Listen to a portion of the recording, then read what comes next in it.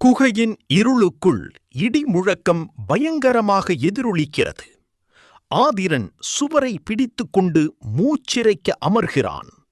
வெளியே கொட்டும் மழையின் சத்தம் ஏதோ ஒரு பிரம்மாண்டமான போர் நடப்பது போல கேட்கிறது. அவன் கையில் இருக்கும் அந்த தோல் சுருள் வரைபடம் லேசாக நனைந்திருக்கிறது. தன் மேலாடையால் அதை துடைத்துவிட்டு குகையின் உட்புறத்தை துழவுகிறான். அவனது சிறிய கைவிளக்கின் வெளிச்சத்தில் அந்த வரைபடத்தை விரிக்கிறான்.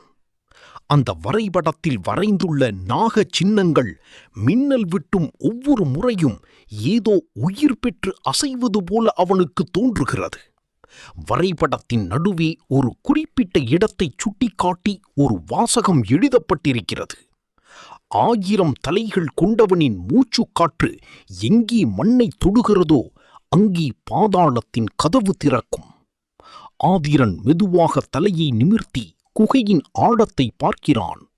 அங்கே கங்கு இருள் சூழ்ந்திருக்கிறது. ஆனால் அந்த இருளுக்குள் இருந்து ஒரு விசித்திரமான வாசனை வீசுகிறது. அது காய்ந்த சந்தனமும் பழங்காலத்து நாகமல்லி பூக்களும் கலந்தது போன்ற மனம்.